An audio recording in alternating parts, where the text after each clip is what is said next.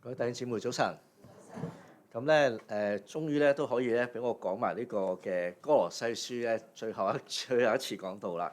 咁就可以完咗呢卷書嚇。咁咧就之前都講咗唔同嘅關係啦。今日最後咧就講到咧一個主僕嘅關係。咁我哋喺一個聽道之先一齊同心嘅禱告。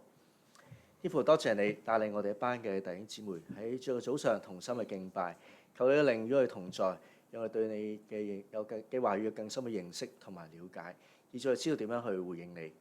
我哋咁樣嘅祈禱交託，奉耶穌基督名求，阿門。問大家幾個問題先啦嚇。咁咧就喺發明電燈之前咧，人嘅生活係點樣嘅咧？大家知唔知係點樣㗎？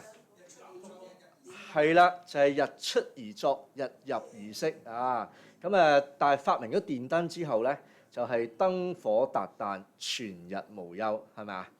好啦，第二個問題就係發明飛機之前，人嘅生活又係點嘅咧？都有坐船坐車嘅，係咪？嗱，生活圈咧比較窄小啊，好少接觸外國人嘅，係咪啊？發明咗飛機之後咧，人又點啊？好似聖經咁所講啦，穿梭往來啊，甚至乎而家有啲人話咧，如果去旅行咧唔坐飛機咧，就唔算去旅行㗎噃。好啦，第三個問題啦，發明咗智能電話之前，人嘅生活又係點咧？打電話啊，唔係飛鴿傳書啊。咁咧，我哋就覺得咧，溝通最重要係乜嘢啊？就係聽到聲音啊嘛。以前啲電話廣告最緊要咩？係把聲夠清楚，係咪啊？就冇話喂喂喂咁樣收唔到嚇。我哋真係好重視咧，溝通係要用聲音、用對話嘅。所以年輕人係會乜嘢啊？煲電話粥嘅啊。而家有冇咁嘅事情啊？而家好似冇咯嗬。發明咗呢個智能電話之後咧，啲人咧坦白講啊，而家移民都好少人去送機㗎。點解啊？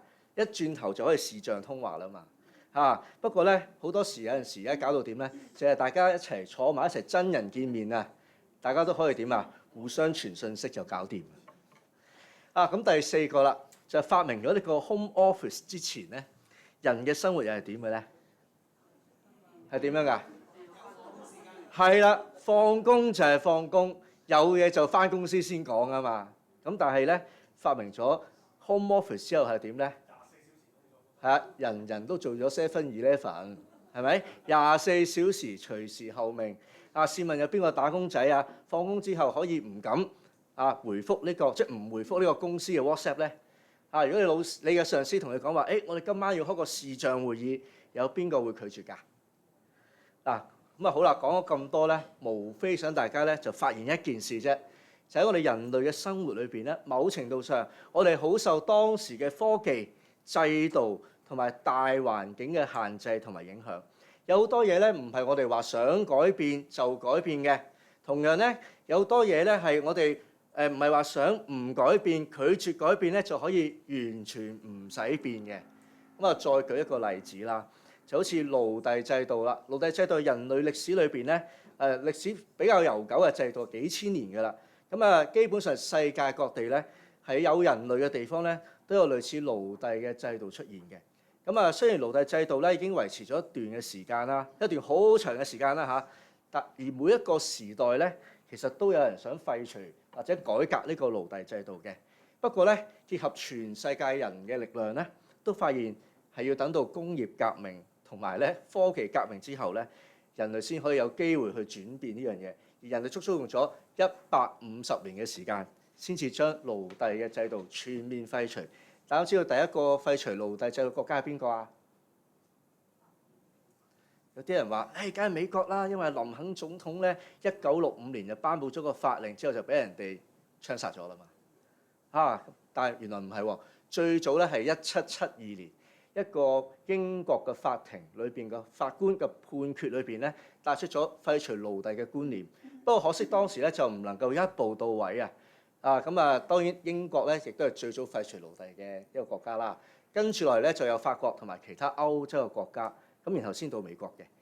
去到1926年咧，先由聯合國嘅前身嗰時叫國際聯盟頒布第一個國際性嘅法律，先至正式開始咗咧人類裏邊咧係全面禁止奴隸制度，直到今日嘅。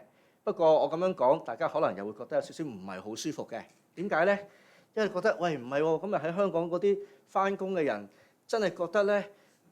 好似呢個奴隸制度仲未禁止晒嘅喎嚇，即係覺得今日返工咧喺職場上面咧，仲有好多好唔公平嘅事情啊，或者俾僱主壓榨啊，或者咧係無限即係無止境嘅加班啊，做嘢咧超晒工作嘅範圍啊，甚至乎咧你好努力咁樣去做嘢啊，可能公司咧仲用啲好無理嘅理由咧去扣你人工，甚至乎咧突然之間咧好無良嗰啲嘅企業啊啲啊執笠，跟住咧連份工都冇埋，拖住你幾個月糧咁樣。可以話咧，今日香港嘅打工仔咧，好似點啊？都係冇乜社會嘅保障啊！有陣時感覺都好似啲奴隸咁，係嘛？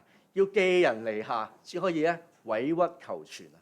咁我哋睇到咧，社會上面真係有啲嘅問題，或者社會上有啲嘅制度咧，唔係話我哋想改變就改變㗎，係咪啊？令我哋覺得點啊？好無奈啊！各位弟兄姊妹講咁多嘢咧，只係想你知道今日嘅經文裏邊係講咩嘢？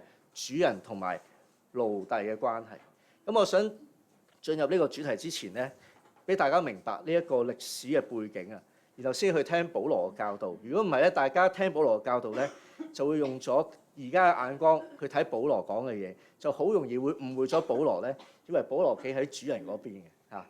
咁啊，所以為咗讓大家更加了解奴隸嘅制度咧，咁我想補充多少少啊關於奴隸嘅資料啊。咁啊，奴隸嘅制度喺保羅嘅時代咧，即係1世紀嘅即係中葉嘅羅馬帝國啦嚇。一個人咧，如果你係俾屋企人賣咗你出去啦，或者你係因為打仗打輸咗成為戰俘，或者你係犯咗一啲嘅罪咧而坐監嘅話咧，你就有機會咧成為一個奴隸。而當你成為咗奴隸之後咧，你就會好似一件貨物咁樣，失去咗法律嘅地位，失去咗社會嘅保障，你只會被視為一件嘅可以被自由買賣嘅財產啊！而喺奴隸咧喺社會上面咧係冇地位冇權益啦。而如果你記得好似約瑟啊，舊約嘅約瑟俾人哋賣咗之後咧，佢係點啊？喺個主人嘅手上面成為咗附屬品嘅，失去咗自由嚇，係任主人去差遣啦，甚至乎買賣啦、再買賣啦、懲罰啦，或者主人可以蝦佢啦，可以虐待佢啦，甚至乎將佢處死嘅。咁啊，呢個約瑟當年就即係俾個主母想引誘佢係咪啊犯奸淫，佢又唔制，跟住俾主母屈咗佢咧，非禮嘅強姦咁樣，就捉咗佢咧坐監啊。而呢個坐監咧係審都冇審過嘅噃。咁啊，另外有啲嘅奴隸好慘啦，佢咧一跟咗個主人咧，就要俾人哋咧攞條燒紅咗嘅鐵咧，就印一個印喺個額頭嗰度咧，就有個烙印啦，就證明咗咧佢係主人嘅所有物，即係個附屬品。咁啊，奴隸工作方面咧，包括咗乜嘢咧？包括咗耕田啦、做家務啦、做建築工人啦、做礦工啦，或者做家庭嘅教育裏邊嘅啲家教老師嘅。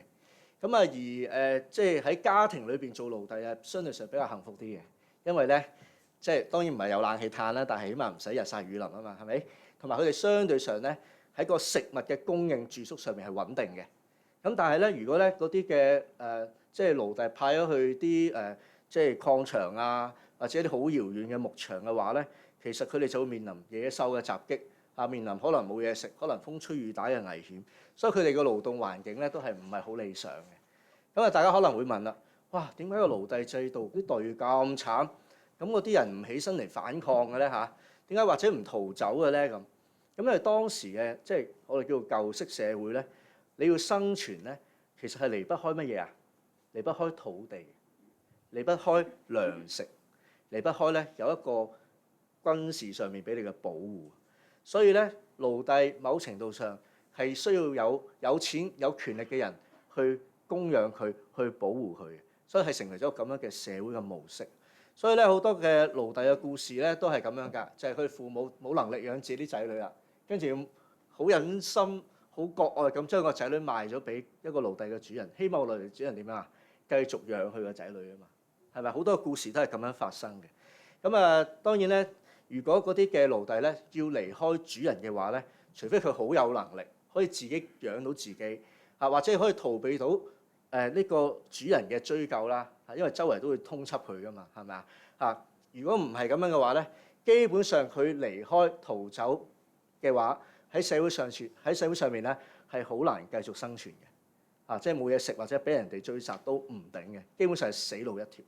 嗱，各位弟兄姊妹，似乎咧喺保羅嗰個時代做奴隸咧，其實都係仍然係乜嘢弱者嚟嘅，仍然咧係冇權冇勢，面對住好多唔公平嘅待遇啊，同埋係冇得揀又冇得轉工嘅喎。咁問題係點解保羅喺今日嘅經文裏邊係用4節咁多個篇幅去訓示奴隸咧？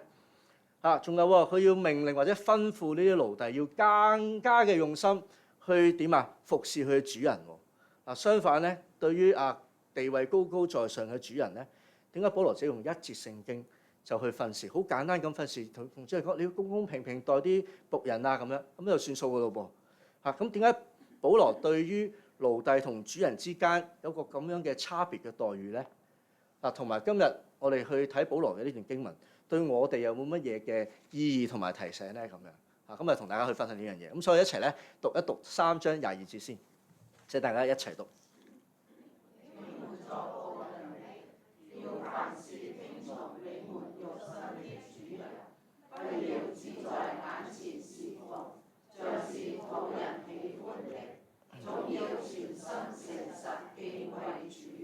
係啦，咁首先咧，中文嘅翻譯咧，用僕人咧係好靚嘅呢個字，原文其實係奴隸嘅。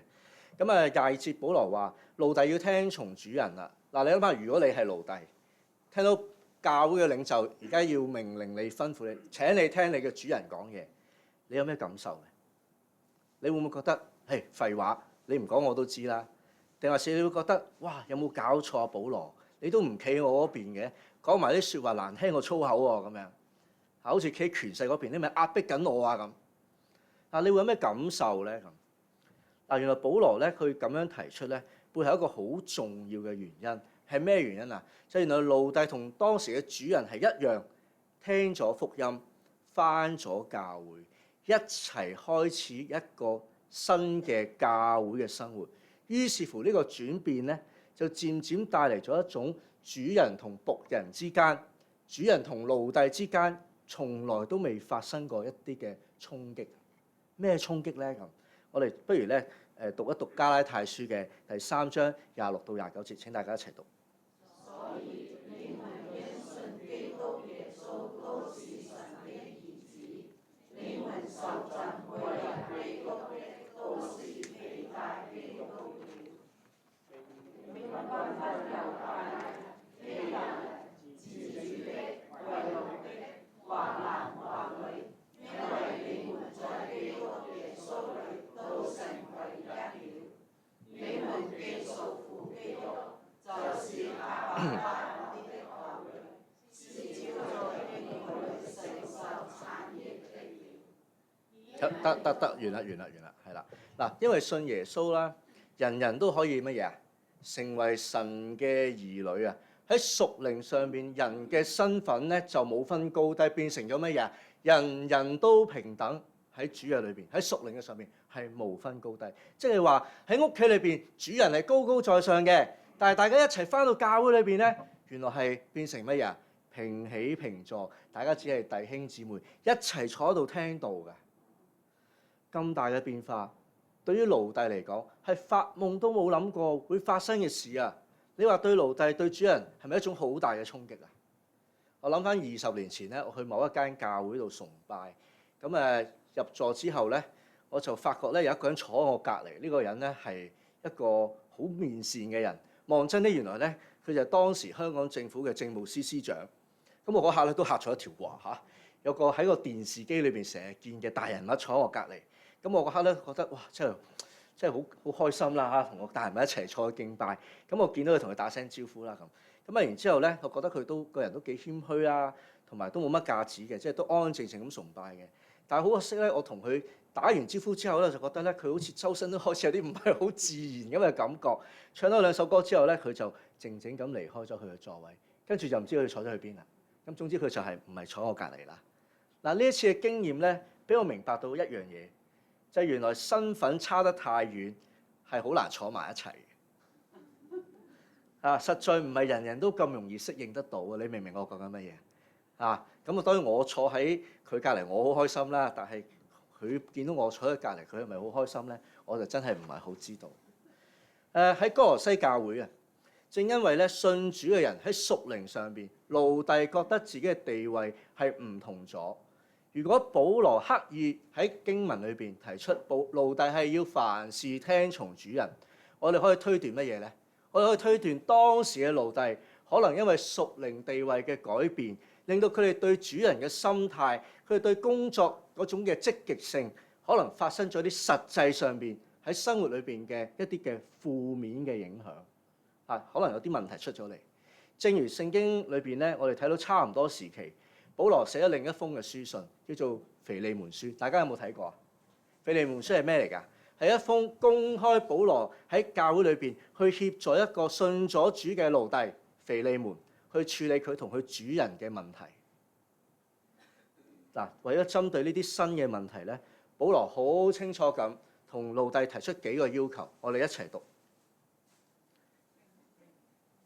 一齊讀22到25節，請大家一齊讀。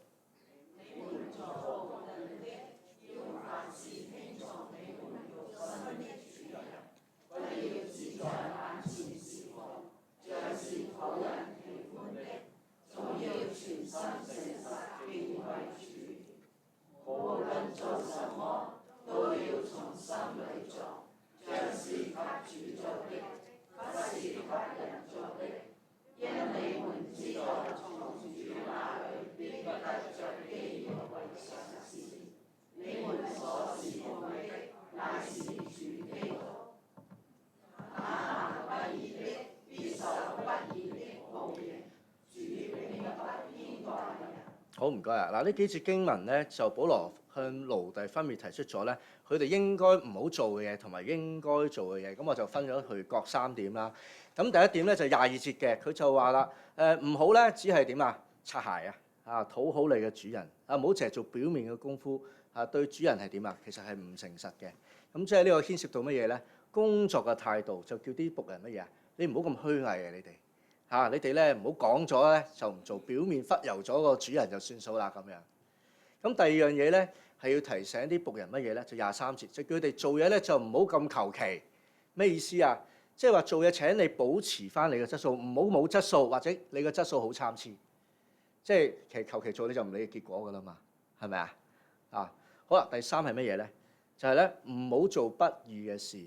咩不義嘅事啊？喺奴隸裏邊，哇，其實好多嘢可以做喎，偷嘢可以嘅噃，係咪啊？即係買有10個好靚嘅蘋果，佢攞咗1個嚟食，主人知唔知嘅？未必知嘅噃。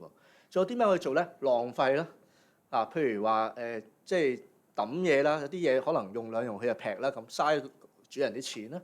仲有咩咧？就捉弄主人啦。譬如乜嘢啊？譬如咧，即係餐廳個侍應，你得罪咗佢，佢會點做咧？通常係啦，你即係會食到佢嘅分泌物啦，好多時係咪？口水鼻涕啊、淚粉啊，係咪？咁捉弄啦。仲有一樣，仲係咩？就係苦待佢照顧嘅對象，譬如照顧嘅兒童，可能你見啲工人打小朋友嗰啲咧，係咪啊？或者咧虐待佢啲牲畜咯，整啲牲畜受晒傷啊咁樣咯。所以嗰啲奴隸可以做好多好奸惡嘅嘢喎，即係發泄嘅。保羅就話：你哋唔可以做呢啲嘢。咁有啲咩要做咧？咁樣另外嗰3個咧，就22節都睇到啦，就係凡事聽從主人啦。咁呢個咧就牽涉到一種嘅良好嘅工作態度啊，就係我哋點啊？要開放自己咧，去接受咧任何主人俾我嘅任務。即係上司叫你做嘢，你唔好揾咁多藉口啊！呢樣嘢大家都覺得好熟面口係咪啊？呢個咧就係每一個做僕人應該有嘅態度，就係上司叫我做乜，我都去努力去做。第二樣嘢係乜嘢咧？23節就係咩啊？唔單止去做，你仲要係用心去做，即係乜嘢？就係立志將事情咧係要有一個好嘅工作態度去處理去面對，就要提供個好嘅工作質素。用心就係有質素唔會係求其其，係好可靠嘅。好啦，咁最後一點啦，第6啦，就係24節啦，就係咧你而家做嘅嘢咧係要乜嘢？係當係侍奉神咁。咁呢個都係一個好重要嘅心態啦，就係立志咧。我做得好咧，就唔係為咗主人，可能主人覺得咁樣做得好，我覺得為咗神咧，我要做得更好咁樣咁即係舉一個例子，就係譬如話好似大家翻嚟教會嗰度去做招待啦咁可能咧教會嘅要求就係你淨係幫入嚟嘅弟兄姊妹派份程序表就得㗎啦咁。但係你話唔係喎，我咧要侍奉神喎，我應該俾我哋嘅弟兄姊妹個個翻嚟都覺得好温暖嘅。咁我就會點啊？同佢講一聲早晨，歡迎佢翻嚟。可能我會攬下佢嘅。呢個咧就係乜嘢啊？我哋想點啊？用心去做得更加好，因為我哋侍奉緊我哋嘅神。嗱，各位弟兄姊妹，點解保羅對呢個奴隸咧提出呢啲嘅教導咧？嗱，我相信咧，保羅係唔單止希望避免奴隸信主之後產生嘅負面影響啊，而佢似乎咧對於奴隸信主咧係有一種好積極嘅期待。我想講咩積極嘅期待啊？佢覺得奴隸佢信主之後應該屬靈嘅地位同身份有一個改變，而呢個改變係應該乜嘢啊？係好嘅改變，係應該要讓到奴隸明白到你有屬靈身份嘅改變之後，你應該原本自己嘅工作崗位上邊表現出呢種屬靈嘅成熟、屬靈嘅長進。喺生活上面、工作上邊，我哋應該可以點啊？為主而做得更加嘅好，為主可以聽從主人，為主可以點啊？喺工作上邊唔會犯罪，為主我哋可以將工作睇為侍奉嘅一部分。好似我哋今日嘅大家在座嘅基督徒係咪？我哋今日返工，其實我哋係咪都係用緊相同嘅態度咧？應該係喎，你應該係，你唔好嚟話啊！我咧就禮拜日返嚟先係基督徒嘅，平時我返工就唔似基督徒嘅。你唔應該咁講嘅，係咪啊？大家都話啊，我返工嘅時候咧，我係希望喺工作上、生活上咧，我都可以去見證神嘅。所以你今日同我嘅工作態度應該係點㗎？俾人哋睇到你有基督徒嗰種好優秀嘅表現㗎。你應該俾人睇到你係神兒女嗰種叫做乜嘢？我翻嚟咧唔係好似世俗啲人咁樣純粹打份工嘅心態嘅啫。我同佢哋完全唔同嘅。你要俾人哋喺工作裏邊認得出你係神嘅兒女。呢個係保羅對奴隸弟兄姊妹嘅心意。信主之後，生命應該有個改變，而呢個改變係更加重要過你地位嘅提升。呢個改變係更加重要過你同你嘅主人大家坐埋一齊崇拜。呢啲係唔重要，最重要就係我哋點樣喺生活喺工作上邊展現出神要我哋有嗰種生命嘅見證，讓我哋得到人睇到上帝嗰種嘅榮美，得到上帝嘅欣賞。呢個先至係乜嘢？信主之後，每一個人有嘅新嘅真正嘅目標。嗱，即係話咧，信主我哋唔應該帶俾主僕關係上邊嘅衝突或者矛盾嘅噃。相反咧，信主嘅僕人係應該為主人佢一家同埋為咗佢自己帶嚟一個更加大嘅幸福、更加大嘅祝福、更加美好嘅關係嘅改善，讓到主人睇得見基督徒嘅生命係唔一樣，以致大家可以點啊？一齊將榮耀去歸俾神。另一方面咧，喺第24節咧，保羅咧亦都提出奴隸係可以得到主嘅基業為賞賜嘅。嗱，呢一個都係對於奴隸嚟講好震撼、好難想像嘅一個消息嚟。點解咧？因為奴隸從來都唔享有任何嘅權利，包括咗繼承基業嘅權利。不過咧，喺神嘅裏邊，作為神嘅兒女咧，佢哋就點啊？突破咗呢一種嘅限制啦，讓到奴隸同主人係一樣，可以因為侍奉主而得到平等嘅屬靈嘅賞賜。所以換句話乜嘢咧？保羅喺呢段嘅經文裏邊係正式向所有嘅奴隸宣告，佢哋唔再係一件物品，佢哋唔再只係主人嘅附屬品，佢哋係尊貴嘅神嘅兒女，人人都應該尊重，人人都應該肯定。所以咧，喺第4章第1節，跟住咧即刻同主人講乜嘢啊？就向主人提出啦，請你哋公公平平咁對待奴隸啊！其實就好似上帝對待奴隸一樣，俾佢哋一種當係人咁睇嘅嗰種嘅身份。我哋一齊讀埋第4章第1節啦。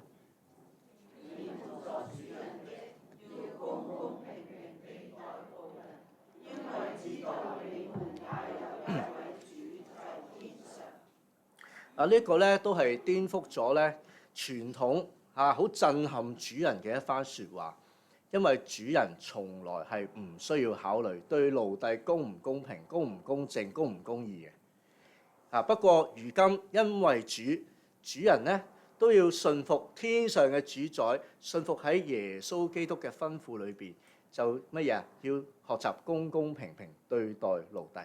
咁咩叫公公平平咧？喺工作上邊，喺生活上邊。可能資源分配要公平啦，提供足夠嘅工作嘅保護保障啦，唔好偏袒咁供應食物同埋地方俾奴隸佢哋嘅家庭嘅需要啦。咁，我想講呢啲咧，對於主人嚟講咧，都唔係啲咩新嘅觀念嚟嘅。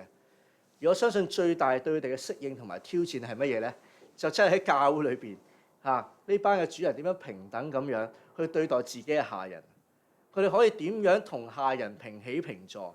甚至乎佢可以點樣用教會領袖嘅身份謙卑自己？去服侍翻喺屋企裏邊服侍緊佢嘅奴隸啊！大家明唔明白嗰種嘅衝擊係乜嘢啊？佢哋點樣可以撫就佢哋自己去服侍翻呢一班嘅卑微嘅下人？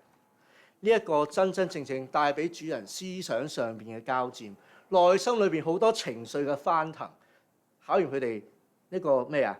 屬世實踐嘅智慧，唔係簡簡單單一個説話就完嘅，所以你聽落去好似4個字喎，公公平平喎，其實好考主人嘅智慧所以大家唔好用一句説話同4句説話嚟比較，其實一樣咁艱難。咁咧喺教會裏邊咧，我以前就做過醫務部啊，即係尖浸有以前有診所啦，咁啊組織咗班醫生護士一齊就做福音嘅工作。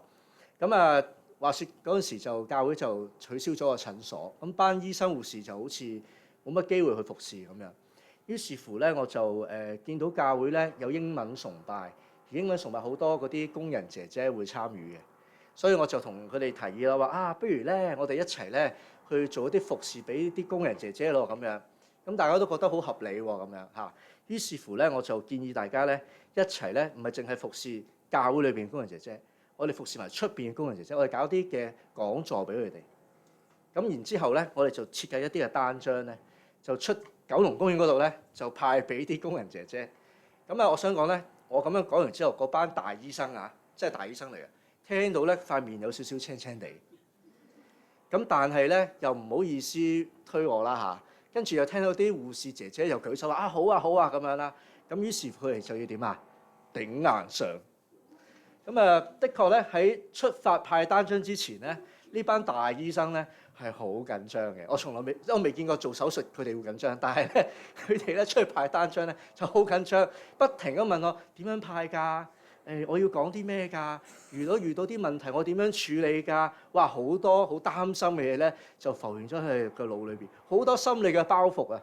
可能佢哋好怕乜嘢？好怕出到去啲姐姐拒絕佢啊嘛！喂，平時吩咐啲姐姐做嘢喎，如果俾姐姐拒絕，咪好冇 face，咪好尷尬所以咧，佢哋好擔心。但係好感恩咧，就係喺公園裏邊聚集嗰啲工人姐姐咧，佢哋反應好正面好開心，因為基本上冇乜教會咧，啲香港人咧會做啲嘢為佢哋而設嘅，係嘛？派親單張都中文噶嘛，但係我哋派英文單張，係咪？俾佢哋知道我哋做嘅一件事係想關心佢哋，所以嗰啲嘅單張派得好順利啊！班醫生咧都派得好開心。我哋翻到教會裏邊咧，笑得最開心係邊個啊？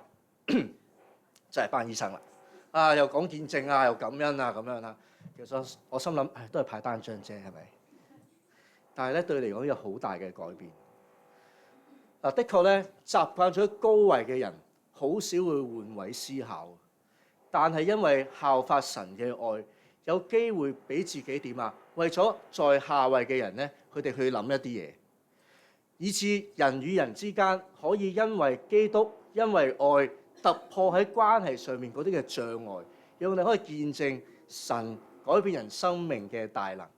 我再講多次，習慣喺高位嘅人咧，好少會識得換位思維，所以我哋因為效法基督嘅愛，有機會讓佢哋學習。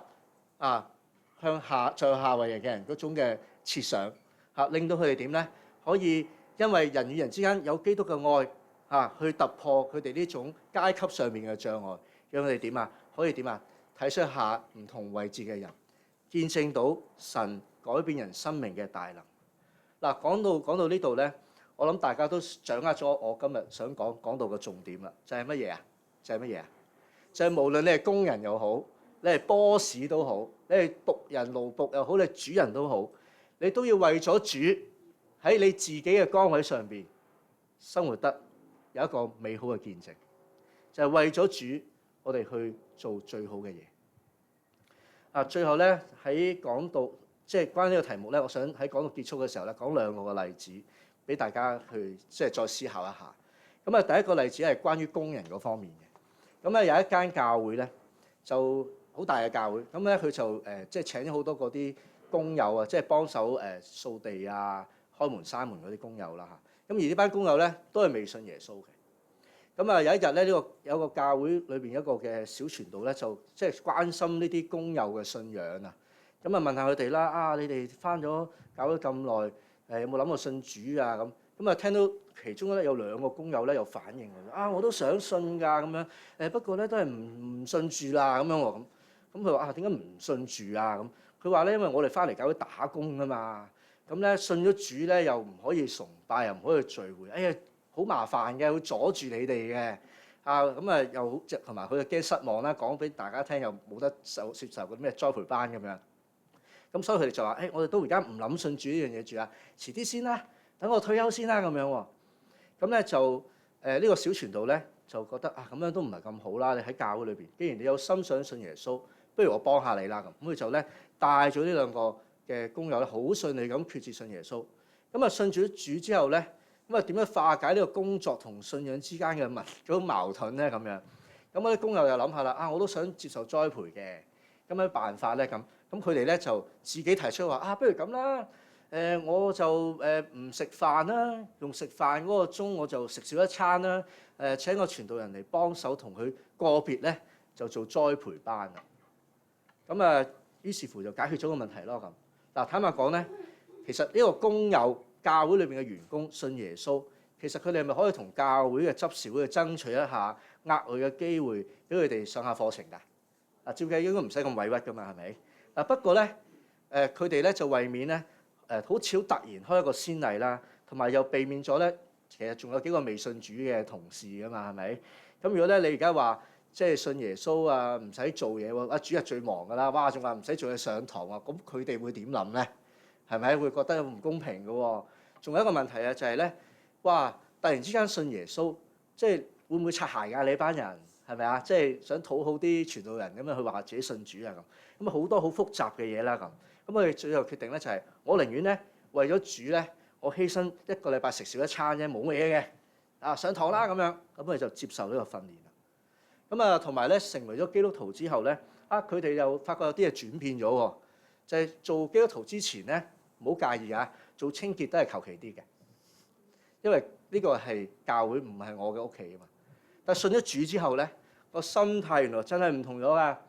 睇教會嗰粒塵咧係好似屋企粒塵咁㗎，係想掃唔掃唔舒服㗎。所以做嘢個心態已經唔係用純粹打工嘅角度出發，而係用乜嘢啊？當係去愛護屋企嘅角度，種心態去維護教會嘅。佢哋唔再計較工時。唔再計較要做乜嘢工作，總言之有乜嘢咪做咯嚇。佢哋因為乜嘢個心態變成咗佢係侍奉緊上帝。咁咧另一個嘅例子咧就係關於僱主方面或者主人方面啦。咁啊有一間小教會啦，咁咧因為你知小教會咧請傳道人容唔容易㗎？係好唔容易嘅啊！特別而家最難請咩？請女傳道啊，最難請㗎啦。咁啊因為咧小教會要請女傳道，咁啊好難請。跟住咧，佢哋嘅執事會咧就好啦，不如咁啦，等我出去揾啦。佢就主動咧就揾咗一個咧都冇乜所謂，有人嚟就得㗎啦。就揾一個超高齡嘅一個年長嘅童工，就做 part time，即係做半職。咁啊話晒超高齡都差唔多80歲啦嚇。咁咧就考慮到咧呢個童工本身咧就返緊另一間教會嘅，咁佢個社交圈子咧都係另一間教會嘅弟兄姊妹啦。咁大家都知道，即係一個長者。去到某個年紀都朋友未必太多㗎，因為好多人都離開世界㗎嘛，係咪啊？咁啊難得有一班自己嘅朋友喺教會裏邊咧，係好值得珍惜嘅。咁所以咧請咗佢之後咧，嗰間教會嘅堂主任咧都好破格嘅。點破格法咧？佢就好主動咁同呢個嘅同工講到嗱，你咧就唔使個個禮拜翻嚟崇拜嘅，你隔個禮拜翻嚟得㗎啦。咁咧就希望點啊？你隔個禮拜可以 keep 住咧你自己成長嘅教會裏邊咧，嗰班朋友，咁你唔好話冇咗個社交圈子啦，唔係好凄涼噶嘛，係咪？好啦，咁啊呢個同工好開心啦，哇！我可以咧有一半時間咧翻自己教會崇拜喎，唔會因為呢度嘅侍奉咧斷咗六親喎咁樣。咁啊唔單止咁，亦都考慮到咧呢個年長嘅童工行動不便，即係精神體力都有限噶嘛，係咪啊？於是乎咧，呢個堂主任咧就分派佢咧就做一啲佢有興趣嘅嘢，同埋一啲咧佢有恩賜嘅工作。咁就唔使去做一啲咧佢要重新學習嘅嘢啦。咁等佢可以點啊？輕鬆啲，唔使咁辛苦去駕馭佢嘅工作。咁啊，再不特止喎。咁咧一個同工咧，佢翻工咧就係4個鐘頭一節嘅，可能10點鐘到2點鐘，或者咧9點鐘到1點鐘。咁啊，半職咧仲慘啊，冇 lunch time 嘅。即係你要翻8個鐘先有1個鐘頭 lunch time，即係冇 lunch time，因為翻一半時間。咁啊，但係咧呢個堂主任咧，佢就諗到，即係呢個即係長輩同工都體力啊、精神辛苦嘅咁。於是乎咧就同佢講啦，嗱，你唔使跟嗰個時間，聚會前15分鐘翻嚟就得啦。同埋聚會之後咧，你唔使等到夠鐘先至走，你有需要就可以去食飯，或者早啲翻屋企休息。嗱，各位弟兄姊妹，坦白講，一間小教會係乜嘢都要做埋，好多嘢做噶嘛，係咪？乜嘢都一腳踢嘅。咁咧，呢個半職嘅崗位咧，亦都係得來不易啊。所以其實應該係要嚴格要求同工做得分外殷勤先至係。不過咧，作為教會嘅堂主任咧，呢一個嘅牧者佢用牧人嘅身份去諗呢個問題嘅時候咧，佢就唔純粹用行政嘅角度諗，佢咧就係點啊？真係考慮翻呢個同工實際嘅情況，譬如話點樣咧令到呢個同工可以發揮所長得嚟，又唔會因為自己做得太操勞、太辛苦做傷咗自己啊？點樣咧讓呢個同工咧可以好開心咁樣享受教會嘅生活、晚年嘅生活啊咁樣。所以咧當然啦，即係教會得2個同工啫嘛。如果呢個同工早咗走，做少咗嘢，咁最後邊個做翻嗰啲嘢啊？咪就係個堂主任咯，要默默咁補咗位，由堂主任自己做翻多啲咯。但係如果咁樣可以令到咧2個同工都做得好開心，大家都健健康康，而教會最後係冇虧損嘅話，值唔值得試咧？值得試。相反咧，尤其是喺教會一個咧好應該見證神嘅地方，如果同工係先得之間係可以得到關心，彼此之間係得到尊重，彼此之間係互相嘅愛護，咁樣咧，弟兄姊妹就可以喺同工嘅相處裏邊見到乜嘢？見到真正嘅彼此相愛、彼此相顧嘅榜樣，而更加激發佢哋點去努力彼此嘅相愛，讓佢哋點真係可以將榮耀感恩去歸俾神。教會可以由上而下一齊去見證，一齊去分享基督嗰份嘅大愛，讓愛真正咧喺神嘅家嘅裏面。各位弟兄姊妹，聽到呢度咧，唔知道你即係掌握咗今日呢個咁重要嘅提醒，掌握咗幾多？就係好簡單嘅信息係乜嘢？當我哋成為神嘅兒女，我哋喺職場上、喺生活上，原來你係需要有正面嘅、有積極嘅、有榮耀神嘅改變。我再講一次，我哋成為神嘅兒女，我哋喺職場上、喺生活上邊，我哋需要有正面嘅、積極嘅同埋榮耀神嘅改變。所以請大家努力或者咧，你同你隔離嗰個人講一句：信主之後，你生命要有好嘅改變。請你同隔離嗰個講。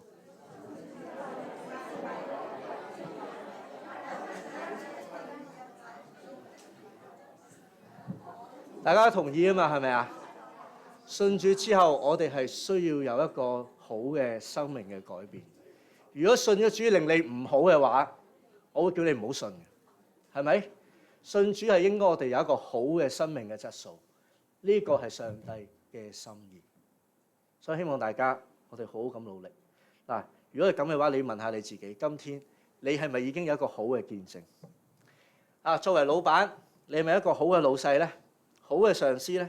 好嘅主管咧？作為下屬、作為員工，你覺得你係咪一個好嘅員工、好嘅夥計咧？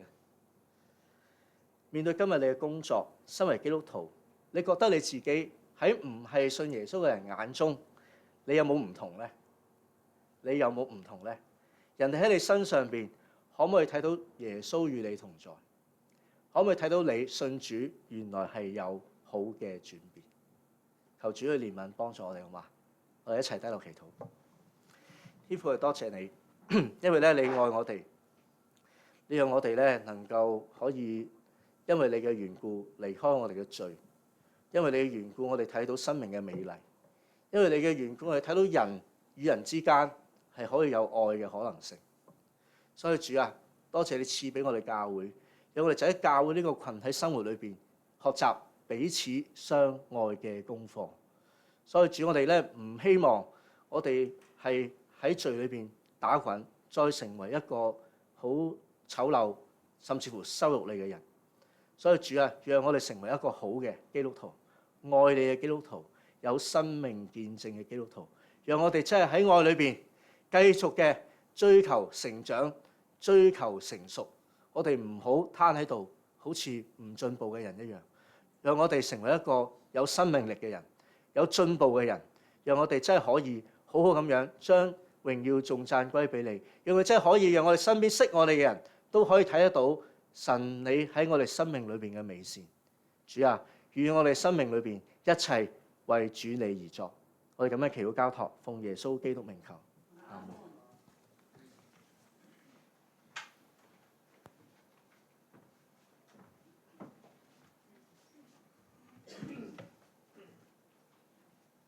無論作什麼，都像是給主作的。因為今日喺我哋所遇見、所面對，無論人抑或事，都係因主嘅名而喺我哋面前。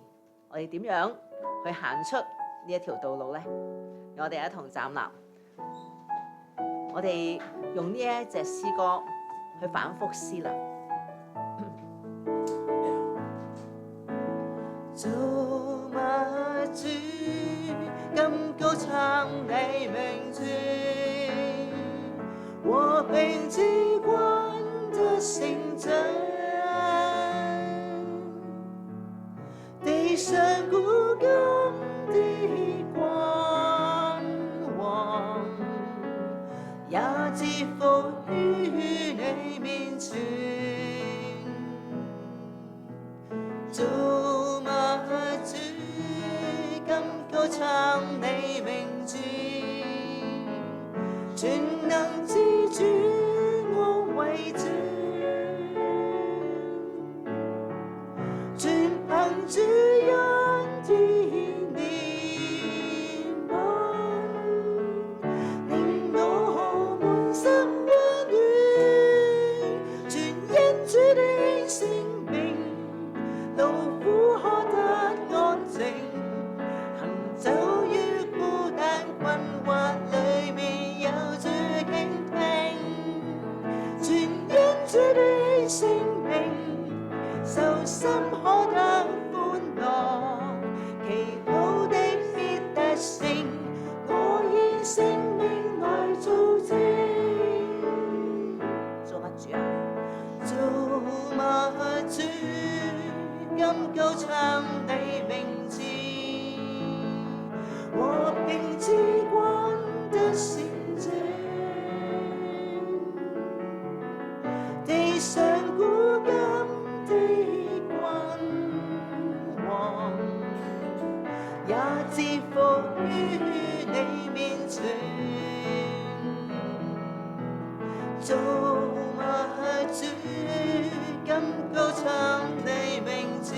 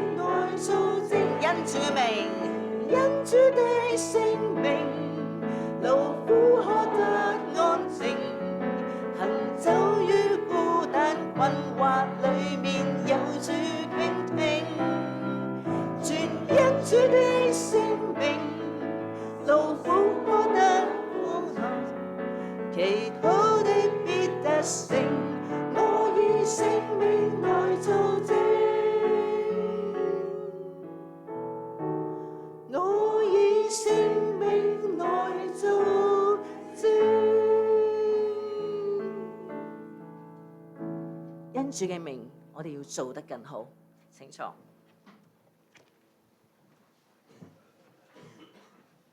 咁咧要代表教會去歡迎每一位喺度崇拜嘅弟兄姊妹啦。我望落去咧，今日就冇新嚟嘅朋友，不過咧，我想再一次咧去歡迎咧早2個禮拜咧阿光先帶翻嚟信主嘅阿 May 姊妹啊喺呢度啊，歡迎佢啊！好，請坐請坐嚇。咁啊都睇咗崇拜，大家都可以問候下阿 May 啦嚇。咁咧我哋一齊睇下今日嘅報告嚇。咁咧就繼續咧，我哋喺下一行。唔好意思，我漏咗一樣嘢，我哋應該同隔離嗰個咧講一聲，好開心今日見到你先係，彼此歡迎一下先，係啦。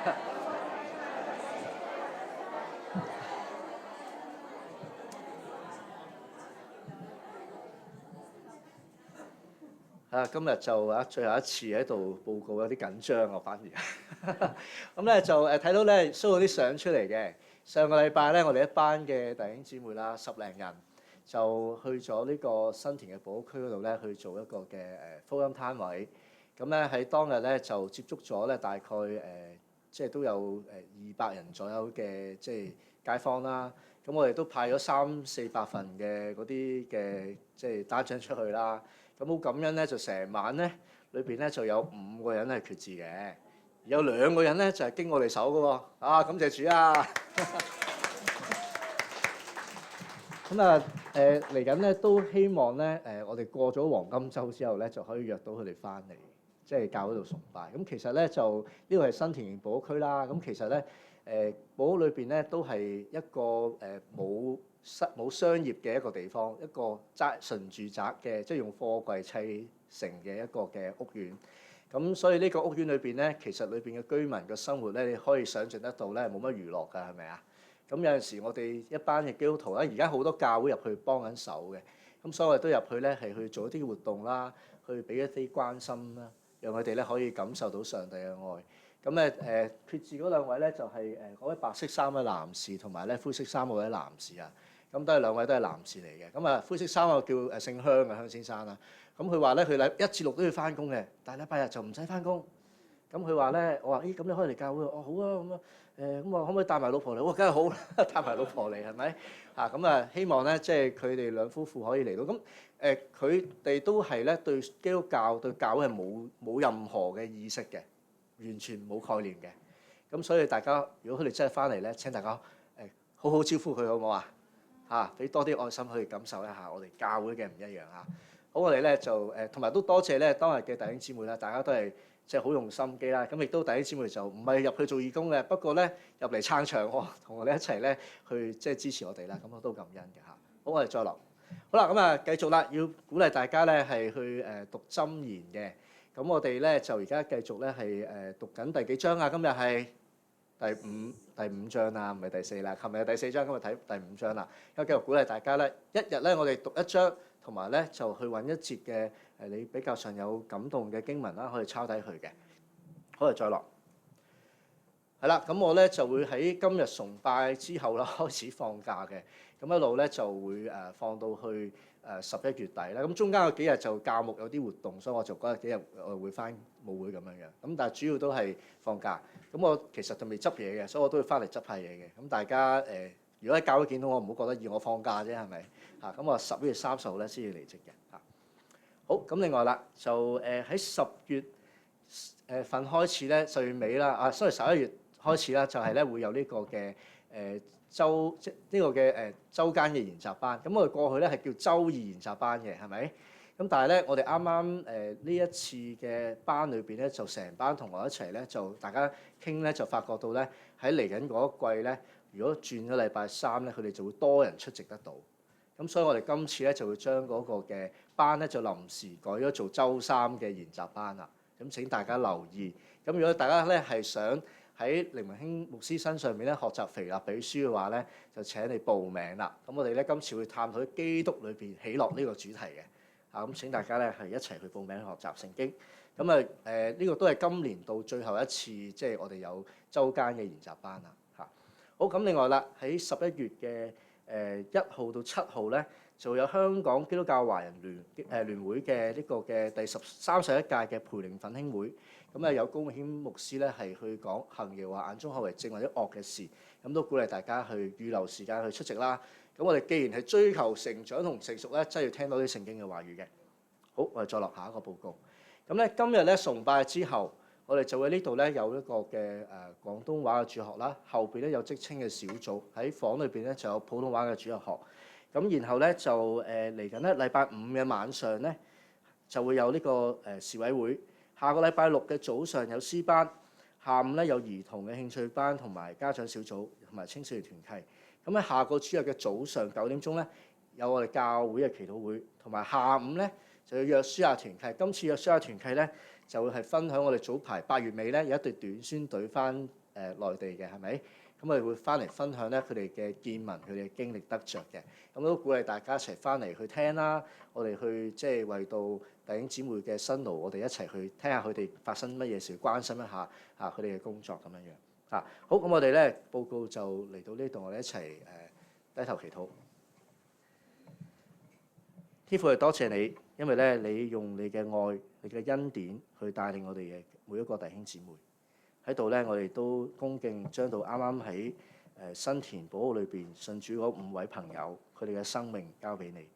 特別我哋有機會接觸李先生同香先生，求你都保守佢哋2位同佢哋嘅家庭，讓佢哋咧都能夠可以好好咁樣喺教會裏邊去成長、去栽培、去發展。我哋知道咧，阿李先生個太太咧喺李先生信主嘅時候咧係好抗拒嘅，好唔接受嘅。但係我再後尾睇翻佢又去到祝福國嗰度咧，同牧者傾談咧，似乎又好似有少少反應。所以喺度我好求主你幫助阿李先生夫婦，讓佢太太都能夠早日去認信，都可以一家歸主。亦都同樣咁樣求主你帶領阿香先生，因為佢喺主裏邊好單純嘅信心去接受你，但係佢對信耶穌、對教會、對聖經係一無所知。所以神啊，求你讓到呢一張白紙能夠交到我哋嘅手上邊，讓我哋能夠讓呢張嘅白紙有成為一幅美麗嘅圖畫。求你真係幫助我哋，唔好讓我哋交白卷。神啊，都求你親自嘅去保守到我哋教會裏邊一眾病患嘅肢體，同埋喺老人院裏邊嘅肢體，讓到佢哋每一個嘅名字都有主你親自嘅紀念。特別嚟緊係中秋嘅佳節，神啊，如果你能夠即係去感動我哋弟兄姊妹去探佢哋嘅，神啊，就求你感動，幫助我哋嘅弟兄姊妹，讓佢哋真係喺老人院嘅日子裏面都係得着關心。主都求你保守到我哋病患嘅肢體，如果喺屋企嘅時候，求主你都讓我哋去探望啦，或者咧係打電話問候佢哋。主啊，願意咧，我哋呢個教會繼續係有神你嘅愛所包圍，求你繼續去使用我哋每一個。喺度將到禮拜6、禮拜4，而家我哋有嘅婦女嘅英文班、兒童嘅英文班同埋家長嘅小組婦女嘅栽培嗰啲都交上。求你讓到我哋嘅侍奉團隊繼續齊心嘅同工我哋繼續嘅領人歸主，繼續咧去栽培生命。為到喺11月，我哋會有週3嘅研習班嘅報名籌備，求主你保守帶領學務真理嘅弟兄姊妹一齊去報名學習。亦都我哋知道喺嚟緊12月份，我哋會舉辦1年1次嘅福音主日，求你都保守我哋嘅宣傳嘅工作，都讓到我哋可以咧係帶到親友一齊去認信你，去決志相信你。最後都求主你去保守到香港，我哋見到啱啱都係喺個颱風嘅裏邊，求你都保守喺戶外工作嘅人，讓到佢哋都有平安，避免任何意外嘅發生。都求主你看顧呢個世界。我哋見到天災之外，人禍都好嚴重，因為而家我哋發覺世界上邊地緣之間政治嗰種嘅摩擦同衝突，似乎會為到世界帶嚟更加多嘅戰亂。所以主啊，求你咧親自嘅去止息呢啲人類嘅惡行，讓到我哋真係願意謙卑喺神你嘅教導同埋愛嘅裏邊，讓我哋可以喺人間當中停止呢種嘅殺戮，讓我哋真係可以有彼此相愛嘅日子。主啊，都將到咧呢個剛果民主共和國嗰度有100幾個基督徒係遭受呢個伊斯蘭極端分子嘅殺害，佢哋甚至喺喪禮嘅現場都去射殺嗰啲嘅即係基督徒。所以求神你都親自去止息呢啲嘅殺戮，都讓到大家唔好有互相報仇嘅情況。主啊，求你賜俾喺當中即係死者嘅家屬或者受傷嘅人，佢哋能夠得到安慰同埋醫治，佢都保障佢哋之後要做嗰啲嘅喪禮都係能夠安全咁舉行。成日都求你保守世界上面嘅宣教士，讓到佢哋喺而家環球經濟咁差，資源可能唔係咁足夠戰亂好多危險嘅裏邊，讓佢哋有平安，讓佢哋有勇氣，讓佢哋繼續嘅可以憑住信心宣揚主你嘅真道同埋你嘅教訓。我哋求神你就看顧呢個世界，看顧呢個社會，看顧我哋天福堂。願主耶穌基督因為天父上帝嘅慈愛、聖靈感動、安慰、交通，使我眾人同在，從今時直到永遠。祈禱係奉耶穌基督名求。